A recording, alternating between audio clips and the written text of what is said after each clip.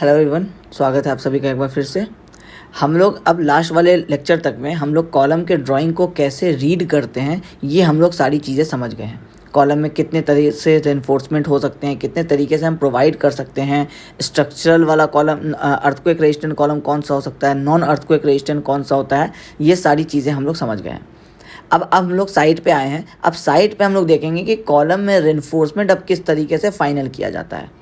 तो ये जिस साइट को हम लोग अभी स्टडी कर रहे हैं अपने पूरे इंटर्नशिप में, इसमें हम लोगों का लास्ट वाले प्रैक्टिकल वीडियो तक हम लोग देख लिए थे कि फाउंडेशन हम लोगों का जो फुटिंग है, जो पाइल कैप है, वो बन गया है।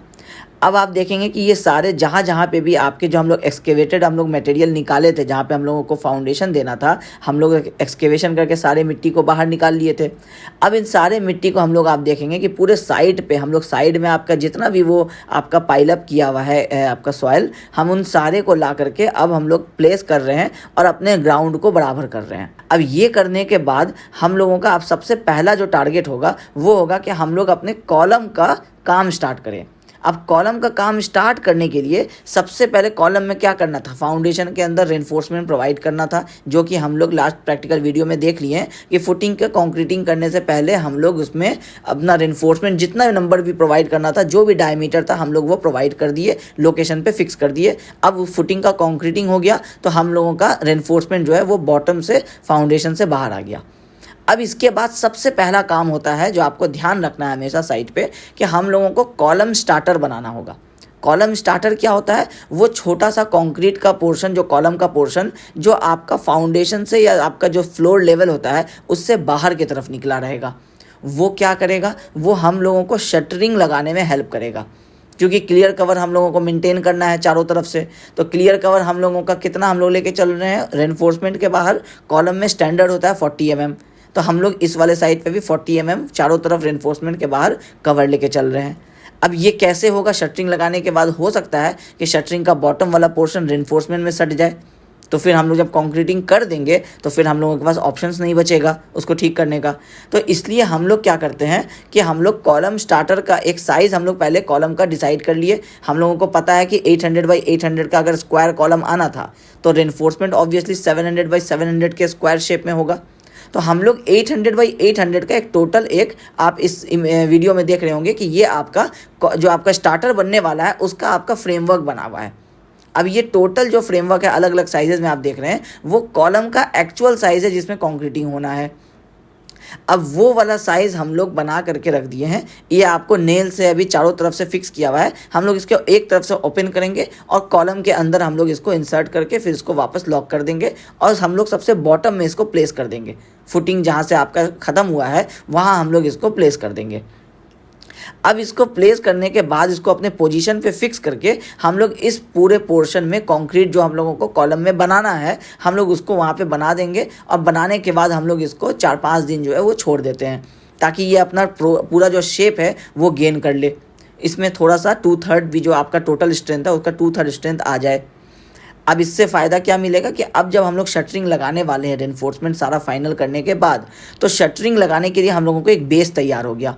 अब जब हम लोग शटरिंग चारों तरफ इसके लगा देंगे, इसका मतलब है कि जो भी हम लोगों का कॉलम का साइज़ था वो हम लोगों का फाइनल निकलेगा। जो टोटल शटरिंग अगर आपका 3 मीटर हाइट का रहेगा तो 3 मीटर के टॉप पे जब आप जाके चेक करेंगे तो वो शटरिंग का के बीच में जो साइज़ रहेगा वो कितना रहेगा, जितना बॉटम में कॉलम का साइज़ होना था। तो इससे हम लोगों का कॉलम का साइज़ को मेनटेन किया जाता है। ठीक है, अब ये हो गया पहला इन्फॉर्मेशन। दूसरा इन्फॉर्मेशन कि अब हम लोग क्या करेंगे, स्टार्टर बनने के बाद कॉलम में जितने भी रेनफोर्समेंट आने थे वो हम लोग उसको फाइनलाइज करेंगे। अब इसको फाइनलाइज करने का मतलब क्या होगा वो समझिए। अब इस पार्टिकुलर कॉलम को देख करके इसके पूरे रेनफोर्समेंट को ड्राइंग से मैच करने की कोशिश कीजिए, क्योंकि सारा इन्फॉर्मेशन जब आप ड्राइंग के हिसाब से आप समझने की कोशिश करेंगे तभी आपको समझ में आएगा जो टोटल कॉन्सेप्ट इसमें लगने वाला है। रेनफोर्समेंट एक पार्टिकुलर लेंथ का होता है, मैक्सिमम 12 मीटर का हम लोगों को रेनफोर्समेंट का टोटल लेंथ मिलता है। अब बिल्डिंग है आपका 5 स्टोरी, G+4 स्टोरी का बिल्डिंग है, तो 5 स्टोरी का बिल्डिंग अगर 3 मीटर का एवरेज है, इसका मतलब है कि 15 मीटर का हम लोगों को टोटल बिल्डिंग का हाइट होना है अप्रॉक्सीमेटली। अब 15 मीटर के टोटल हाइट में आपको 12 मीटर का रेनफोर्समेंट ही अगर हम लोग लगातार प्रोवाइड भी कर देते हैं तो भी उसको ऊपर से फिर 3 मीटर रह जाएगा। इसका मतलब है कि हम लोगों को इम्पॉर्टेंट क्या होगा, लैपिंग, कि जो दो बार होंगे, एक 12 मीटर का, एक 3 मीटर का, दोनों को कनेक्ट करने के लिए हम लोगों को लैप लगाना पड़ेगा। तो वो लैपिंग आपको एक इंपॉर्टेंट रोल प्ले करता है। अच्छा, दूसरा प्रॉब्लम कि जब आप फाउंडेशन से आप बार को बेंड करके बाहर निकालते हैं, अगर आप पूरे 12 मीटर के एक लेंथ को कॉलम का बार बना के बाहर निकाल के छोड़ देंगे तो उसको हैंडल करना बहुत मुश्किल है, क्योंकि वो उतना कैंटिलीवर आपको रेनफोर्समेंट बाहर खड़ा नहीं रहेगा, तो वो बेंड हो जाएगा, बेंड होकर के वो नीचे की तरफ गिरना चाहेगा।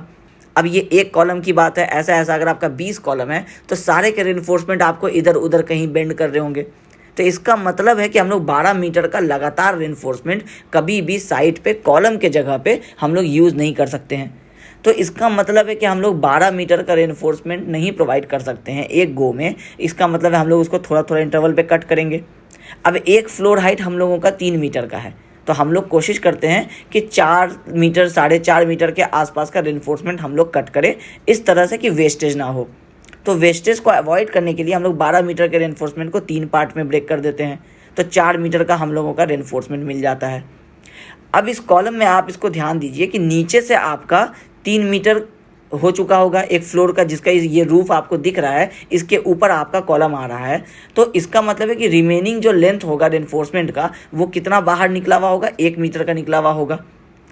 अब आपको अगर आप ड्राइंग को वापस से जा करके, अगर आप जो मेरा PDF हम आपको भेजे हैं जो कॉलम का ड्राइंग है, उसको जब आप जाके रीड करेंगे तो उसमें आप देखेंगे कि राइट हैंड साइड में जहाँ पे आपको की नोट्स दिया हुआ है वहाँ पे आपको एक इन्फॉर्मेशन मिलेगा।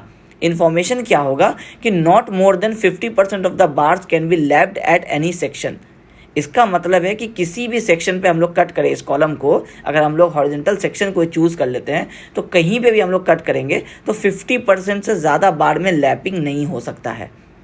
इसके कहने का मतलब क्या होगा, इसके कहने का मतलब है कि अगर जैसे इस वाले पार्टिकुलर कॉलम में आपका टोटल 10 नंबर ऑफ बार्स है, अब 10 वर्टिकल बार्स में से हम लोग किसी भी एक पार्टिकुलर पॉइंट पे देखें तो 5 बार्स का ही लैपिंग हो सकता है, 5 बार्स आपको स्ट्रेट जाने होंगे। तो अब आप देखेंगे कि इस वाले कॉलम में कि आपके दोनों कॉर्नर वाले जो आपके रेनफोर्समेंट्स हैं वो आपके स्ट्रेट जा रहे हैं, मतलब वो नीचे से कहीं से आ रहा है और वो ज़्यादा लेंथ का है, वो ऊपर तक जा रहा है। लेकिन जो सेकंड वाला और जो फोर्थ वाला बार है वो आप देखेंगे कि नीचे से आया है और 1 मीटर हाइट तक आपको वो रेनफोर्समेंट है, उसके बाद वो रेनफोर्समेंट एंड हो गया है। अब वहाँ से दूसरा रेनफोर्समेंट हम लोगों को ऊपर स्टार्ट करना है, तो हम लोग एक रेनफोर्समेंट ऊपर से लाए और हम लोग उसको लैप लगा दिए वहाँ पे। तो फर्स्ट वाला रेनफोर्समेंट लैपिंग नहीं है, सेकंड वाले में लैपिंग है, थर्ड वाला में लैपिंग नहीं है, फोर्थ वाले में लैपिंग है, फिर फिफ्थ वाले में लैपिंग नहीं है। फिर इसी को हम लोग चेंज करके दूसरे डायरेक्शन से अब जाके देखेंगे तो फिर आपको दिखेगा कि जो सिक्स्थ रेनफोर्समेंट होगा, जो उस साइड से पहला आपको कॉर्नर वाला होगा, वो उसमें लैपिंग है, फिर उसके बाद वाले में नहीं है। तो आप टोटल देखेंगे तो इस टोटल 10 में से आपको 5 रेनफोर्समेंट में लैपिंग दिखेगा, 5 में आपको लैपिंग नहीं दिखेगा। कोई भी जो सिविल इंजीनियर जो साइट पे वर्क करता है बिल्डिंग के लाइन में, उसको ये पता रहता है हमेशा कि 50% से ज़्यादा बार का लैपिंग एक जगह पे नहीं हो सकता है। अब आप नीचे में देखें तो आपको सेकंड वाला, फोर्थ वाला, सिक्स्थ वाला, ये सारा बार आपको लैपिंग दिखा। अब आप थोड़ा ऊपर आ जाइए तो फिर आपको देखिए कि यहाँ पे आपको कुछ बार जो हैं वो लैपिंग है, लेकिन ये वो वाले बार्स लैपिंग है जो नीचे लैपिंग नहीं थे, वो अब ऊपर में आपको लैपिंग दिख रहा होगा। तो अगर आप ये कॉलम के बीच वाले हाइट पे सेक्शन काटते हैं तो वहाँ पे आपको फर्स्ट, थर्ड, फिफ्थ में लैपिंग मिल जाएगा। नीचे अगर आप सेक्शन कट करते हैं तो सेकंड, फोर्थ, सिक्स्थ में लैपिंग मिल जाएगा। तो यही उसके कहने का मतलब है कि एट एनी सेक्शन, कोई भी सेक्शन आप जहाँ पे कट करेंगे वहाँ पे 50% से ज़्यादा बार लैपिंग नहीं होना चाहिए। तो आप सेंटर पे कट कर लीजिए कॉलम के हाइट के, या बॉटम पे कट कर दीजिए, या टॉप पे कट कर दीजिए, जहाँ पे भी आप कट करके देखेंगे वहाँ पे 50% से ज़्यादा बार लैपिंग नहीं होना चाहिए। इस कॉलम में देखिए आप वो पूरी फॉलो हो रहा है। ठीक है, ये हो गया आपको लैपिंग का इन्फॉर्मेशन। अब लैपिंग कहाँ प्रोवाइड करना है ये हम आपको बता चुके थे कि नीचे से जो बार आ रहा होता है वो एटलीस्ट आपका जो L0 जोन होता है, इसको हम लोग स्टैंडर्ड तरीके से अगर देखा जाए तो 25% हम लोग एक रफली साइट पे एज्यूम करने के लिए मान के चलते हैं कि एक फ्लोर हाइट का नीचे का 25 to 33% जो एरिया होता है, मतलब 1/4 से 1/3 जो नीचे का रीजन होता है और जो ऊपर का रीजन होता है, ये दोनों आपका वो जोन है जिसमें आपका लैपिंग जो है वो नहीं होना चाहिए। ये वो पोर्शन है जो फ्लोर के साथ, वो जॉइंट के साथ बिहेव करेंगे, जो हम आपको ड्राइंग में एक्सप्लेन किए थे। और सेंटर वाला जो पोर्शन है वो आइडियल प्लेस है, वहाँ पे हम लोग सारा लैपिंग करेंगे। अब आपका बार जो है वो अलग अलग लेंथ का नीचे से आ रहा होता है, तो अब जो बार जहाँ पे एंड होगा उसको उस हिसाब से ही आपको लैप लगाना पड़ेगा। तो बार की प्लानिंग आपको ऐसी करनी होगी, आप साइट इंजीनियर हैं, जब आप फाउंडेशन से रेनफोर्समेंट बाहर निकालने वाले हैं उस वक्त ही आपको ऑफिस में बैठ करके ये प्लान करना होगा कि आप जितने मीटर का रेनफोर्समेंट कट करने वाले हैं वो उतने मीटर का रेनफोर्समेंट टोटल बिल्डिंग के हाइट को आपको इमेजिन करके कैलकुलेशन करके आपको चेक करना होगा कि कहीं किसी फ्लोर पे ऐसा ना हो जाए कि रेनफोर्समेंट आपके स्लैब से सिर्फ आपको 100 या 200 mm ही बाहर निकला हुआ रह जाए। जैसा कई बार हम लोग अपने घरों में देखते हैं कि हम लोग के घर में जब हम लोग ग्राउंड फ्लोर बनाते हैं और ऊपर वाला फ्लोर 5 साल 10 साल बाद बनाने का प्लान होता है, तो बहुत छोटा सा सिर्फ रेनफोर्समेंट हम लोग का बाहर निकला हुआ रहता है। ये आइडियल कंडीशन नहीं है। जब भी रेनफोर्समेंट बाहर निकाल के रखना है फ्यूचर कंस्ट्रक्शन के हिसाब से, तो उसमें हम लोगों को कम से कम तो 1 मीटर एटलीस्ट रखना पड़ेगा, ताकि 1/3 जो है वो फ्लोर हाइट का रेनफोर्समेंट बाहर निकला रहे। जो रेनफोर्समेंट पहला आपका फ्लोर के ऊपर एंड होगा वो एल नॉट जोन से बाहर एंड हो, ये हम लोगों का प्रैक्टिस रहता है। यही चीज़ हम आपको लास्ट क्लास में ड्राइंग में भी सिखाए थे। अब आपको आता है टाइज के बारे में कि अब टाइज आपको किस तरीके से अरेंज करना है। तो ड्राइंग में हम लोग एक कॉन्सेप्ट सीख चुके हैं कि टाइज हम लोग किस तरीके से अरेंज करेंगे। अगर आप लास्ट वाला लेक्चर वापस से देखेंगे तो उसमें आप देखेंगे कि जो हम कॉलम का एलिवेशन बनाए थे उस एलिवेशन में हम लोग 2 टाइप के एलिवेशंस बनाए हुए थे। एक एलिवेशन था जिसमें हम लोग एल नॉट जोन में स्टीरप्स का जो स्पेसिंग था उसको कम रखे थे, और एक आपका एलिवेशन था जिसमें हम लोगों के पूरे कॉलम में एक जैसा स्पेसिंग था आपके सारे टाइज के लिए, स्टीरप्स के लिए। तो इस वाले कॉलम्स में आप देख रहे होंगे कि आपका टॉप टू बॉटम जो है वो स्टीरप जो है वो लगभग एक जैसे स्पेसिंग पे है। इसको हम लोग कहते हैं नॉन अर्थक्वेक रेजिस्टिंग कॉलम्स। ये आपको अर्थक्वेक को रेजिस्ट नहीं करेंगे, ये सिर्फ आपके जो लोड्स आते हैं उनको रेजिस्ट करेंगे। तो ये कैसे पता चला? ये टाइज को देख करके समझ में आ गया कि टाइज आपको बॉटम और टॉप में कम स्पेसिंग पे और बीच में ज़्यादा स्पेसिंग पे नहीं है। तो ये आपको पहला सिंबल होता है। दूसरा सिंबल कैसे पता करते हैं कि ये अर्थक्वेक रेजिस्टिंग कॉलम है या नहीं है साइट पे? तो हम लोग जब टाइज को देखते हैं तो अगर आपका टाइज इस तरह से 90 डिग्री का सिर्फ बेंड इसमें अगर आपका बना हुआ है तो इसका मतलब है कि ये वाला आपका अर्थक्वेक फोर्स के लिए रेजिस्ट नहीं करेगा, ज़्यादा नहीं करेगा, और आपके ग्रेविटी लोड जो डेड लोड लाइव लोड होते हैं उसको ज़्यादा रेजिस्ट करेगा।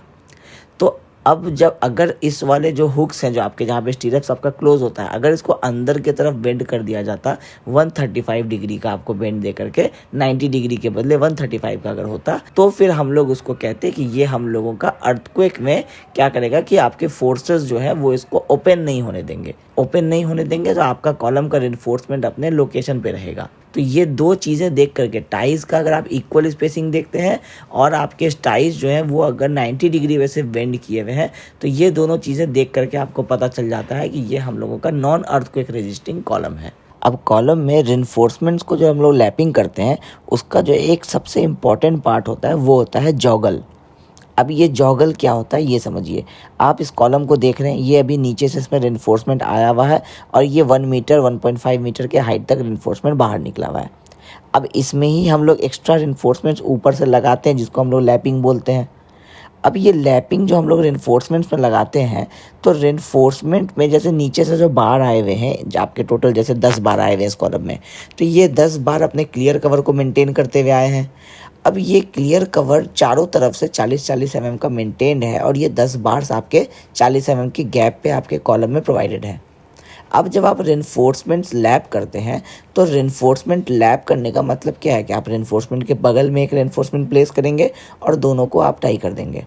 तो जब रेनफोर्समेंट के बगल में आप रेनफोर्समेंट प्लेस करते हैं तो कई बार क्या होता है कि जैसे अगर आप एक रेनफोर्समेंट के बगल में दूसरा एक लैप प्रोवाइड किए, फिर आप 3rd वाले बार के बगल में एक लैप प्रोवाइड किए और 5th वाला बार आपका कॉर्नर में आ जाता है, तो जब आप उसके बगल में एक लैप प्रोवाइड करते हैं तो वो आपका क्या होता है कि आपके जो क्लियर कवर जो आप 40 mm का मेंटेन किए हैं ये उसके अंदर चला जाता है। अब जबकि हम लोगों को हर बार से 40 mm का रेनफोर्समेंट में चारों तरफ से कवर होना चाहिए, अदरवाइज़ वो इन्वायरमेंटल से प्रोटेक्शन नहीं होगा और उसमें जल्दी कोरोजन हो जाएगा। तो इसको अचीव करने के लिए हम लोग क्या करते हैं कि रेनफोर्समेंट को पहले से ही जो हम लोग उसमें लैप करके रेनफोर्समेंट लगाने वाले हैं उसको हम लोग आप देख रहे होंगे कि कुछ इस तरह से आपका ये बेंड किया हुआ रहता है। थोड़ा सा ये जो बेंड किया हुआ रहता है, इस पोर्शन को जब हम उस लैप वाले बार में से टच करके उसको टाई कर देते हैं तो जहाँ पे हम लोग लैप किए वहाँ तो रेनफोर्समेंट साइड में रहता है, लेकिन जैसे ही हम लोग ऊपर पहुँचते हैं जहाँ नीचे वाला रेनफोर्समेंट ख़त्म होता है, वहाँ इस वाले आपको इस तरह से टर्न देने की वजह से ये रेनफोर्समेंट अपने आप आपको वापस उसी पोजीशन पे आ जाता है जहाँ आपको नीचे से आपका रेनफोर्समेंट चला आ रहा था। तो इससे हम लोगों का ये टोटल जो हम लोगों का जो प्लेसिंग है रेनफोर्समेंट का, ये अगर आप एक लॉन्ग रन में देखेंगे 4 स्टोरी 5 स्टोरी में, तो ऐसे लैप लगाते लगाते आपका रेनफोर्समेंट पूरा शिफ्ट नहीं हो जाता है। ये वापस अपने पोजीशन पे जहाँ फाउंडेशन से जिस पॉइंट पे आप रेनफोर्समेंट प्लेस किए थे, ये जॉगल की वजह से ये सारे रेनफोर्समेंट अपने उसी स्ट्रेट पोजीशन पे रहते हैं। सिर्फ लैपिंग जहाँ पे होता है वहाँ पे थोड़ी देर के लिए ये कवर आपका डिस्टर्ब होता है। अब इसको हम लोग अचीव कैसे करते हैं, तो इसके लिए आप इस छोटे से वीडियो में देख रहे होंगे कि इसमें आपको जो वर्कर्स होते हैं वो मैनुअली आपके इन रेनफोर्समेंट्स को आपको इस तरह से एक सिस्टम बना करके इसमें जॉगल देते हैं। अब ये जॉगल देने का कई बार कोई फिक्स्ड पैटर्न नहीं होता है। जो आपके वर्कर्स होते हैं वो अपने कन्वीनियंस के हिसाब से या बार के जितना बेंड होने की कैपेसिटी है उसके हिसाब से आपको एक जनरली एक डायमीटर का हम लोग जॉगल प्रोवाइड कर देते हैं कि एक डायमीटर ऑफ बार जो है वो हम लोगों का शिफ्ट हो जाए। और ये चीज़ हम लोग करके फिर हम लोग ये सारे रेनफोर्समेंट जितने हम लोगों के जॉगल होने हैं उन सारे को करके साइड पे इस तरह से रख देते हैं और फिर हम लोग ऊपर कॉलम्स में उसको लैपिंग लगाते हैं और फिर उसके बाद फिर हम लोगों का टाइज वगैरह जो होता है वो लगता है। तो ये जॉगल जो होता है ये आपको किस लिए हम लोग देते हैं और ये क्या होता है ये आपको पता होना चाहिए। तो जॉगर का ये टोटल जो आपको पर्पस समझा है वो सिर्फ यही पर्पस होता है। इसलिए आप देखते होंगे कि जो अल्टरनेट आपके लैपिंग बार्स थे कॉलम में वो सारे आप देख रहे होंगे कि जो स्ट्रेट जा रहे हैं वो स्ट्रेट है और जितने भी हम लोग लैपिंग में बार्स लगाए थे वो सारे आपको थोड़ा सा शिफ्ट हुआ था। वो शिफ्ट हम लोग प्रोवाइड करते हैं और उसी को हम लोग जॉगल कहते हैं। दूसरा सबसे इम्पॉर्टेंट जो पार्ट होता है वो पार्ट होता है कि उसमें कॉन्क्रीटिंग करने का। पहला पार्ट था कि आप रेनफोर्समेंट किस तरह से अरेंज करेंगे इसका नॉलेज होना, क्योंकि वो भी एक इम्पॉर्टेंट होता है कॉलम में। वो वाला पार्ट हम लोगों का अब डिस्कस हो चुका है। अब उसमें हम लोग किस तरह से कंक्रीटिंग करेंगे उसके लिए शटरिंग का कॉन्सेप्ट, शटरिंग को सीधा कैसे रखेंगे उसका कॉन्सेप्ट, कंक्रीटिंग जो करेंगे उसमें कैसे कैसे कंक्रीट हर जगह हर आपके एजेस तक पहुंचना चाहिए, इन सारी चीज़ों को हम लोग अब डिस्कस करेंगे और ये इम्पॉर्टेंट रोल प्ले करता है। अब अभी जो आप सामने में देख रहे हैं वर्कर्स को कि शटरिंग को वो फिक्स कर रहे हैं, अब आपको यहाँ इसमें ये तो समझ में एटलीस्ट आ गया होगा कि सबसे बॉटम में आपका एक स्टार्टर होगा, जिस स्टार्टर के सपोर्ट से हम लोग इस शटरिंग को कॉलम में साइड से चारों तरफ से इसको फिक्स किए हैं। अब ये वाला जो आपका फॉर्मवर्क है, ये जो हम लोग इसको कॉलम अभी हम लोग कास्टिंग करने वाले हैं, ये आप देख रहे होंगे कि आपका स्टील फॉर्मवर्क है। अब फॉर्मवर्क आप अभी तक अपने साइड पे जो आप देख रहे थे, जैसे फाउंडेशन में हम लोग अभी देखे थे, तो फाउंडेशन के साइड्स में जो आपको फॉर्मवर्क यूज़ किया गया था वो आपका ये रेड वाला जो आप प्लाई देख रहे हैं ये आपका यूज़ किया गया था। अब हम लोग क्या कर रहे हैं कि हम लोग स्टील वाला फॉर्मवर्क यूज़ कर रहे हैं और इसके इंटरनल में आप देखेंगे कि ये जो आपका ब्लैक कलर का कोटिंग दिया हुआ है, ये कोटिंग आपको क्या है कि कंक्रीट को आपके ये स्टील का जो फॉर्मवर्क का जो इनर सरफेस है उसमें स्टिक करने से आपको रोकता है। अब ये कोटिंग किस चीज़ का होगा, तो इसके लिए आपको स्टैंडर्ड ऑयल्स जो होते हैं वो प्रिस्क्राइब्ड रहते हैं। जो हम लोगों का इंडियन स्टैंडर्ड कोड्स है वो एक पार्टिकुलर लिक्विड के बारे में बताता है कि वो हम लोगों को इसमें लगाना चाहिए। बट क्योंकि जब लोकल लेवल पे काम होता है तो वहाँ पे जो कॉन्ट्रैक्टर्स होते हैं वो क्या करते हैं कि जो आपका मोबिल होता है, यूज्ड मोबिल जो व्हीकल से आपको ऑब्टेन होता है, उसमें भी अपना एक नॉन स्टिकी आपको एक वो होता है प्रॉपर्टी होता है, जैसे कि वो कंक्रीट को आपको जिस मटेरियल के ऊपर आप उसको लगाएंगे उस पर आपको वाटर और दूसरा जो मटेरियल होगा वो आपको इम्पैक्ट नहीं करेगा। वो हम लोग इसके ऊपर यूज़ करते हैं। ठीक है। अब ये जो आपका शटरिंग फॉर्मवर्क है ये हम लोग 3 टाइप्स के पढ़ते हैं। एक वुडन फॉर्मवर्क होता है, एक प्लाईवुड फॉर्मवर्क होता है और एक स्टील फॉर्मवर्क होता है। तो वुडन फॉर्मवर्क तो अब वैसे भी कम यूज़ होता है क्योंकि ट्रीज़ हम लोग कोशिश करते हैं कि हम लोग कम उसका यूज़ करें, ट्रीज़ उसके लिए काटना पड़ता है। दूसरा कि वो जल्दी ख़राब होते हैं, उसका शेप चेंज हो जाता है, इन्वायरमेंटल फैक्टर्स होते हैं। तो हम लोग यूज़ कर रहे हैं अपने साइड पे प्लाईवुड फैक्टर्स एक मेजर पोर्शन में। और अब कॉलम में क्या होता है कि जहाँ पे जो भी कॉलम्स आपके फ्री स्टैंडिंग है, जैसे ये कॉलम आप देख रहे हैं ये चारों साइड से आपका अभी खाली है, आपको चारों साइड से इसमें कोई आपको सपोर्ट नहीं है, तो ऐसे जगह पे हम लोग क्या करते हैं कि ये स्टील फॉर्मवर्क यूज़ करते हैं। क्योंकि स्टील का आपको सरफेस जो इनर साइड में है वो आपको स्ट्रेट होगा, स्मूथ होगा, तो हम लोगों को जो कॉलम्स का जो सरफेस मिलेगा वो बिल्कुल स्मूथ फिनिश मिलेगा। जब हम सिर्फ कंक्रीटिंग करके इस शटरिंग को हटाएंगे तो हम लोगों का सरफेस पहले से ही हम लोगों को स्मूथ मिलेगा। तो प्लास्टर वर्क में हम लोगों का कम खर्च होने वाला है।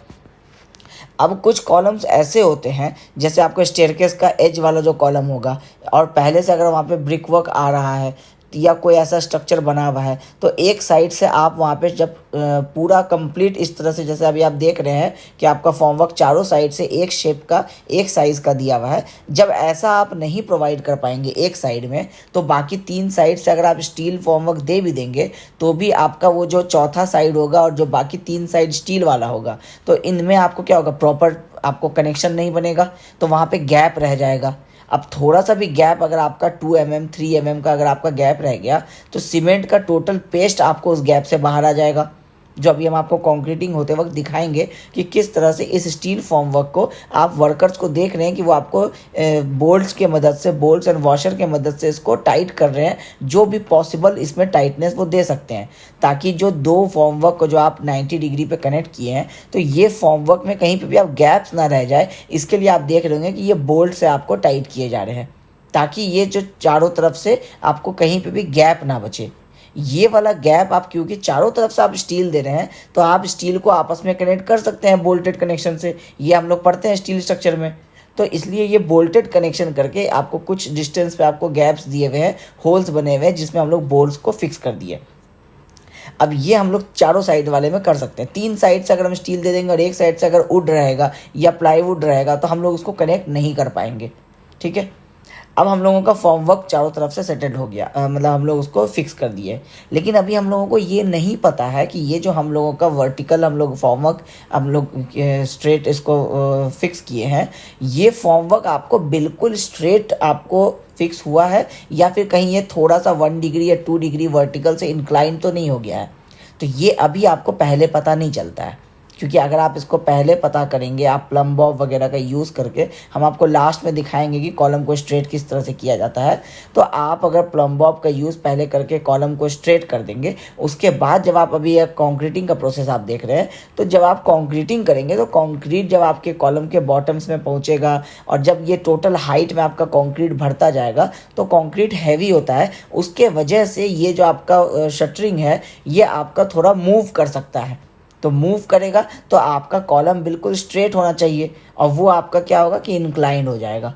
तो आप इमेजिन करते होंगे कि जब आप 10 स्टोरी बिल्डिंग बना रहे हैं तो आप सोचते होंगे कि आपके कॉलम्स जो है वो बिल्कुल एक लाइन में स्ट्रेट कैसे हैं। वो हर फ्लोर पे आपको थोड़ा बहुत कॉलम अगर 1 डिग्री 2 डिग्री अगर टेढ़ा हो जाता तो फिर आपको इमेजिन करके देख सकते हैं कि आपका स्ट्रक्चर कैसा लगता। तो क्योंकि वो चीज़ नहीं हो रहा है, तो वो कैसे नहीं हो रहा है, सिर्फ ऐसे आपको स्टील फॉर्मवर्क लगा देने से तो ऐसा नहीं होगा कि ये बिल्कुल स्ट्रेट हो गया। आपको लगेगा कि आप स्टील फॉर्मवर्क एक्स एक्सिस के हिसाब से अगर आप सोचेंगे तो आप वर्टिकल अगर लगा रहे हैं तो 90 डिग्री होना चाहिए, मगर 90 डिग्री नहीं होगा, अगर 89 डिग्री भी होगा तो आप नॉर्मल आई से तो इमेजिन कर नहीं सकते हैं। तो इसको किस तरह से स्ट्रेट करना है इसका भी हम लोग मेथड जो है वो लास्ट में हम आपको दिखाएंगे। अभी अब क्या किया जा रहा है कि आप जब शटरिंग हम लोगों का फिक्स हो गया तो आप देख रहे होंगे कि इन्होंने एक रेनफोर्समेंट के ऊपर से इन्होंने एक बैम्बू का एक यूज़ कर रहे हैं ये, और ये बैम्बू का क्या कर रहे हैं इस बैम्बू, और ये बैम्बू को क्यों यूज़ कर रहे हैं, क्योंकि जैसे आप स्लम्प टेस्ट करते हैं कंक्रीट में तो आप वहाँ पे एक आयरन रॉड यूज़ करके आप उससे क्या करते हैं, आप कॉम्पैक्शन करते हैं। तो ये बैम्बू को यूज़ करके लोकल लेवल पे इस जो कंक्रीट इसके अंदर प्रोवाइड कर रहे हैं कॉलम के अंदर, उसमें ये क्या कर रहे हैं कि कॉम्पैक्शन दे रहे हैं। तो जैसे आपको एक कुछ अमाउंट ऑफ ये कंक्रीट पुट करते हैं उसके बाद उसको तुरंत ये कॉम्पैक्ट कर देते हैं। अब ये जो कॉलम में हम लोग कंक्रीटिंग दे रहे हैं ये कंक्रीटिंग आपका होना चाहिए थोड़ा ज़्यादा वर्केबल, क्योंकि अगर ये ज़्यादा वर्केबल नहीं होगा मतलब है कि ये अगर फ्लो करने वाला कंक्रीट नहीं होगा तो आप इमेजिन कर सकते हैं कि जब आप टॉप से इसको प्लेस कर रहे हैं तो हो सकता है कि आपके ये बॉटम में जा करके कहीं पे आपको एक पॉकेट साइज, आपको एक गैप रह जाए, एयर वॉइड रह जाए। ये प्रॉपर आपको कंक्रीट अगर आपका वर्केबल नहीं होता तो ये हर तरफ आपको जो पूरा शेप अपने कॉलम का हो सकता है नहीं लेता। तो हम लोग क्या करते हैं, वाटर सीमेंट रेशियो कॉलम में जब हम लोग कास्टिंग कर रहे होते हैं तो हम लोग कोशिश करते हैं कि वाटर सीमेंट रेशियो थोड़ा हायर साइड में रखें, ताकि कंक्रीट को हम लोग एक तरह से आप इमेजिन कर सकते हैं कि वाटर की तरह हम लोग इसके अंदर फिल कर रहे हैं। एक कंटेनर है जिसके अंदर हम लोग वाटर फिल कर रहे हैं, उसी तरह से हम लोग कंक्रीट को फिल कर रहे हैं। अब क्योंकि ये सारे जॉइंट्स को आप मैनुअली आप बोल्ट्स के मदद से टाइट तो कर दिए हैं, बट क्योंकि पेपर गैप तो आप रहेगा ही, आप ऐसा तो नहीं कि वेल्डिंग कर दे रहे हैं दोनों को, बोल्ट से ही आप कनेक्ट कर रहे हैं और बोल्ट का कुछ इंटरवल है दो बोल्ट्स के बीच में, तो एक पेपर जॉइंट जो है वो आपको बीच में रह जाता है, जो कि वाटर के लिए सफिशिएंट होता है कि वाटर उसके अंदर से पर्कुलेट करके सीप करके आपको बाहर आ जाता है। बट क्योंकि जब वो सीमेंट के साथ मिक्स रहता है और अगर ये रिच कंक्रीट है, मतलब सीमेंट और वाटर सबका जो प्रोपोर्शन है अगर वो सही से अगर मिक्स किया गया है, तो फिर उसमें क्या होता है कि वो जो वाटर का नॉर्मल जो प्रॉपर्टी होता है, वाटर थोड़ा थिन रहता है, लेकिन जैसे ही आप सीमेंट के साथ उसका पेस्ट बना देते हैं तो वो आपको थिक हो जाता है। तो जब ये थिक हो जाता है तो फिर आपको ये जो आपका गैप्स है इसमें से बाहर नहीं आता है। तो इस वाले केस में क्या हो रहा है, जो आप ये सारे जितने भी आप ये देख रहे हैं कि आपको वाटर जो है वो सीमेंट के साथ बाहर आ रहे हैं, ये एक्चुअली में सीमेंट के कलर का वाटर है, मगर इसमें सीमेंट का क्वांटिटी बहुत ज़्यादा नहीं है। ठीक है, तो स्टील वाला जब आप फॉर्मवर्क देते हैं तो उसका एक एडवांटेज यही होता है कि आपका जो ये कुछ तो वाटर आपका डिस्चार्ज होगा, क्योंकि आप बिल्कुल आप कॉम्पैक्टेड जॉइंटलेस तो आप कनेक्शंस बनाए नहीं हैं, तो वाटर आपका थोड़ा बाहर आएगा, बट वो कितने अमाउंट में आ रहा है वो आपके साइट पे इंजीनियर के एक्सपीरियंस के हिसाब से फिर वो जज किया जाता है। अब इंजीनियर इंचार्ज जो वहाँ पे अगर देख रहा है, अगर उसको लग रहा है कि बहुत ज़्यादा डिस्चार्ज नहीं हुआ है, तो इसका मतलब है कि फिर आपका वो कॉन्क्रीटिंग जो है वो हेल्दी कॉन्क्रीटिंग है। अब आप टॉप सरफेस पे अगर आप देखेंगे इस फॉर्मवर्क के, तो आप देखेंगे कि एक साइड में जिधर आपका ये वर्कर खड़ा है, आपको वहाँ पे आपको एज पता नहीं चल रहा है, लेकिन उसके बिल्कुल ऑपोजिट साइड में अगर आप देखेंगे तो आप देख पा रहे होंगे कि आपको एज पता चल रहा है, जिसको ये अभी कंक्रीट से फिल कर रहे हैं। अब वो एज उस साइड का आपको पता चल रहा है और इस साइड का पता इसलिए नहीं चल रहा है क्योंकि आपका ये जो फॉर्मवर्क है ये आपका इंक्लाइंड है वर्कर के तरफ। इंक्लाइंड होने की वजह से आपका वाटर जो है वो फ्लो कर रहा है वर्कर के डायरेक्शन में। तो इसका मतलब है कि अब इसको हम लोगों को इसकी वर्टिकलिटी जो है वो अब इम्पॉर्टेंट होगी।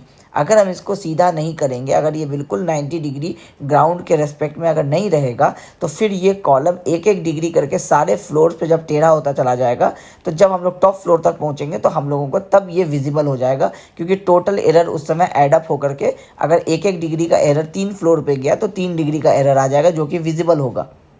अब ये हम लोग कैसे इसको कॉलम को वर्टिकल बनाते हैं, अपने जो फ्लोर है उसके 90 डिग्री पे इसको कैसे लाते हैं, तो हम लोग इसके लिए सिंपल टेक्निक यूज़ करते हैं प्लम बॉब का। अब प्लम बॉब क्या है, वो ग्रेविटी को फॉलो करता है। हम लोग किसी भी पॉइंट पे अगर हम लोग जैसे टॉप पॉइंट पे आप देखेंगे एक वर्कर को कि वो जो आपका जो कंक्रीटिंग कर रहा था, आप उसको देखेंगे तो वो आपको क्या कर रहा है कि किसी एक टॉप पॉइंट पे आपके प्लम बॉब को यूज़ किया। अब जैसे ही वो टॉप पॉइंट पे प्लम बॉब का एक थ्रेड को पकड़ता है, अब प्लम बॉब ग्रेविटी से आपको नीचे की तरफ जाता है, तो इससे ये तो समझ में आ जाता है कि टॉप पोर्शन कॉलम का और बॉटम पोर्शन दोनों एक लाइन में नहीं है। अगर एक लाइन में होते तो जहाँ पे आप ये टॉप पॉइंट पे अगर आपका टच कर रहा है आपका थ्रेड, तो आपका बॉटम पॉइंट पे प्लम बॉब को भी आपको फॉर्मवर्क में टच होना था। तो ये चीज़ आपका नहीं हो रहा है। इसका मतलब है कि कॉलम आपका इंक्लाइंड है। किस तरफ इंक्लाइंड है वो आपको प्लम बॉब आप 2-3 साइड से यूज़ करते हैं तो आपको पता चल जाता है। अब इसको हम लोग जब पता चल गया कि हम लोगों का कॉलम इंक्लाइंड है, तो अब कंक्रीट करते हुए आपका ऑलमोस्ट 20 मिनट्स के आसपास आपका 15 to 20 मिनट्स हो चुका है। अगर हम लोग इस वाले साइड पे इस वाले कॉलम की बात करें तो इस टोटल वीडियो का जो हम लोग रिकॉर्ड कर रहे हैं, तो ये 15 मिनट्स से 20 मिनट्स का टाइम कंक्रीट बनने से आपका ये 20 मिनट्स अब हो चुका है। और इनिशियल सेटिंग टाइम कितना होता है, 30 मिनट्स होता है हम लोगों का। तो 30 मिनट जब इनिशियल सेटिंग टाइम होता है तो पता है कि 10 मिनट्स का टाइम हम लोगों के पास और है। उसके बाद ये जो आपका कॉलम है ये धीरे धीरे आपका क्या होगा कि आपका सेट होना शुरू हो जाएगा। उसके बाद आप इस कॉलम को सीधा नहीं कर सकेंगे। तो अब इस 10 मिनट के अंदर में ही आपको इस कॉलम को वर्टिकल करना है। तो अब क्या कर रहे हैं कि हम लोग इसमें बैम्बू का यूज़ करके, हम लोगों को पता है कि बॉटम तो हम लोगों का जो स्लैब है वो स्लैब के पास ही है। इसका मतलब जो हम लोग स्टार्टर प्रोवाइड किए थे, तो बॉटम वाला पोर्शन तो हम लोगों का ठीक है। कंक्रीटिंग करते करते हम लोगों का टॉप वाला पोर्शन जो है वो कुछ डिग्री से इंक्लाइंड हो गया है। अब एग्जैक्टली वो डिग्रीज कैसे पता करके सीधा करेंगे, तो आप देख रहे होंगे कि एक बैम्बू का हम लोग हेल्प ले रहे हैं, और ये बैम्बू क्या कर रहा है कि ये टॉप सरफेस पे हम लोग इसको टच कर दिए हैं। और नीचे से वर्कर इसको क्या कर रहा है कि मैनुअली धीरे धीरे आगे की तरफ बढ़ा रहा है, एक एक डिग्री करके इसको आगे बढ़ा रहा है। एग्जैक्टली मेजर करके नहीं बढ़ा रहा है, मगर ये क्या कर रहा है कि एक वर्कर प्लम बॉब यूज़ कर रहा है और दूसरा इस बैम्बू को आगे बढ़ा रहा है। अब जैसे ही बैम्बू आगे बढ़ रहा है तो टॉप वाले पोर्शन में जहाँ पे ये कॉलम में सपोर्टेड है वो भी आपका एक एक डिग्री करके थोड़ा थोड़ा आगे बढ़ेगा। अब जैसे ही वो आगे बढ़ता रहेगा और जब वो जो वर्कर प्लम बॉब यूज़ कर रहा है, जब उसको लगेगा कि प्लम बॉब टॉप से लेकर के बॉटम तक पूरे इस कॉलम में कहीं पे भी जब वो पुट कर रहा है और वो आपको बिल्कुल एक लाइन में आ रहा है, इसका मतलब, और इसको जब 2-3 साइड से चेक करेगा तब वो आपको पता चल जाएगा कि चारों साइड से प्लम बॉब बिल्कुल स्ट्रेट है। इसका मतलब है कि ये कॉलम अब आपका जो ये फ्लोर है जिस पे ये वर्कर्स खड़े हैं उससे ये आपको 90 डिग्री पे आ चुका है। तो ये जो टोटल प्रोसेस है, ये प्रोसेस है आपका इस कॉलम को वर्टिकल करने का। तो कॉलम में जो आपको ये इम्पोर्टेंट पोर्शंस होते हैं वो एक तो होता है कि रिइंफोर्समेंट, वर्टिकल वाले टाइज, ये सारे आप किस तरह से कितने एंगल पे कितने डिस्टेंस पे आप प्रोवाइड करते हैं, एक तो ये इम्पोर्टेंट होता है फर्स्ट हाफ। और सेकंड हाफ जो इम्पोर्टेंट होता है वो होता है कॉलम का कंक्रीटिंग। और थर्ड वाला जो पार्ट होता है वो होता है कंक्रीटिंग के बाद उस कॉलम को स्ट्रेट बनेगा या नहीं बनेगा ये डिसाइड करना। हम लोग जैसे अब तक अपने सिविल इंजीनियरिंग लाइफ में जब हम लोग कॉलम्स देखते हैं तो अगर जब तक हम लोग ये वाला मेथड नहीं देखे हुए होते हैं तब तक हम लोगों को पता नहीं होता है कि कॉलम एक्चुअली में बिल्कुल ग्राउंड से लेकर के टॉप तक स्ट्रेट कैसे चला जाता है। अब बिना किसी आपके टोटल स्टेशन के और बिना किसी टैक्योमीटर के हेल्प से हम लोग कैसे एक कॉलम को बिल्कुल स्ट्रेट ऊपर तक ले जाते हैं, तो वो इस तरह से प्लम बॉब का यूज़ करके ले जाते हैं। आप देख रहे होंगे कि प्लम बॉब के टॉप में जहाँ पे वर्कर उसको होल्ड किया हुआ है, आप बॉटम में वो प्लम बॉब को देख रहा है, तो वो प्लम बॉब आपके कॉलम से आपको दिख रहा होगा कि थोड़ा सा आपको बाहर की तरफ है। तो जब ये आपके कॉलम में टच कर जाएगा, आपके शटरिंग में बॉटम में जो इसका ये मेटल हेड है, जब वो टच कर जाएगा तो इसका मतलब होगा कि वो लाइन जो है वो बिल्कुल स्ट्रेट हो चुका है। और ये जो प्रोसेस है ये हम लोग सारे ही कॉलम्स में करेंगे, चाहे वो कॉर्नर के कॉलम्स हो चाहे वो सेंटर के कॉलम्स हो, क्योंकि कॉलम्स आपके बिल्कुल ग्राउंड से कैंटिलीवर बाहर होने चाहिए और वो 90 डिग्री पे होने चाहिए, अनटिल एंड अनलेस कि उसका कोई एंगल जिस पे वो डिज़ाइन किया गया हो और ड्राइंग में दिया गया हो, तब आपको जो भी एंगल होगा उस पर आपको कॉलम बनाना है। अदरवाइज़ कॉलम आपका हमेशा जो है वो आपका स्ट्रेट ही रहेगा। तो एक कॉलम के कंस्ट्रक्शन में ये सारे वो इम्पॉर्टेंट इन्फॉर्मेशंस होते हैं जो आपको पता होने चाहिए।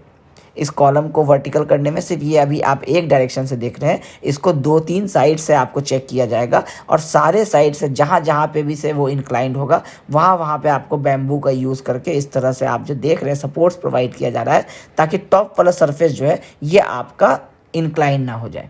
और फिर उसके बाद जब 24 आवर्स हो जाएगा तो 24 आवर्स में आपका कंक्रीट जो होगा उसमें फाइनल सेटिंग टाइम 8 घंटे का होता है। तो 24 आवर्स के बाद आपका कंक्रीट जो एंगल या जो आपको बनना है वो आपको फाइनल हो चुका होगा। फिर उसके बाद ये लोग शटरिंग जो है वो रिमूव कर देंगे। तो इसका मतलब है कि आपका कॉलम फाइनल हो जाएगा, बस उसके ऊपर अभी लोड नहीं दिया जा सकता है क्योंकि कंक्रीट अपना स्ट्रेंथ 28 डेज में गेन करता है और 2/3 स्ट्रेंथ जो है वो आपका 7 डेज में आपको अप्रॉक्सीमेटली गेन करता है। तो 7 to 10 डेज के बाद ही इसके ऊपर हैवी लोड्स दिया जा सकता है। तो इसलिए अभी कंस्ट्रक्शन इसके जस्ट ऊपर नहीं किया जाएगा, मगर शटरिंग इसका 24 आवर्स में रिमूव कर दिया जाता है क्योंकि उसका सेटिंग टाइम जो है कंक्रीट का वो पार हो चुका होता है। फिर इस शटरिंग को निकाल करके फिर वापस से इसको साफ़ करके फिर इसमें वापस से इसमें मोबिल या लिक्विड जो ऑयल्स होते हैं वो प्रोवाइड करके और फिर इसको वापस दूसरे कॉलम में यूज़ कर लिया जाएगा। तो पूरे कॉलम के कंस्ट्रक्शन में ये सारा वो प्रोसेस होता है जो आपका इम्पोर्टेंट होता है। तो आई होप कि ये इस प्रैक्टिकल वीडियो से आपको इस कॉलम के कंस्ट्रक्शन का जो इम्पोर्टेंट आपका जो पार्ट था, जो हम लोग ड्राइंग में डिस्कस किए थे कुछ पार्ट्स, और ये जो हम लोग ये वर्टिकल हम लोग कर रहे हैं प्लम बॉब के हेल्प से, ये आपको ड्राइंग्स में नहीं डिस्कस हो पाता है। ये आपको वो प्रैक्टिकल नॉलेज होता है जो आप जब साइट पे काम करते हैं तो आपको पता चलता है। इंटर्नशिप प्रोग्राम में इन सारे चीज़ों को कवर करना ही हम लोगों का टारगेट होता है, जो आपको बुक्स में नहीं पता चल पाता है। तो आई होप कि आज इस कॉलम के कंस्ट्रक्शन में हम लोग जो जो इन्फॉर्मेशन डिस्कस किए हैं आपको वो सारे इन्फॉर्मेशन समझ में आ गए होंगे। Thank you.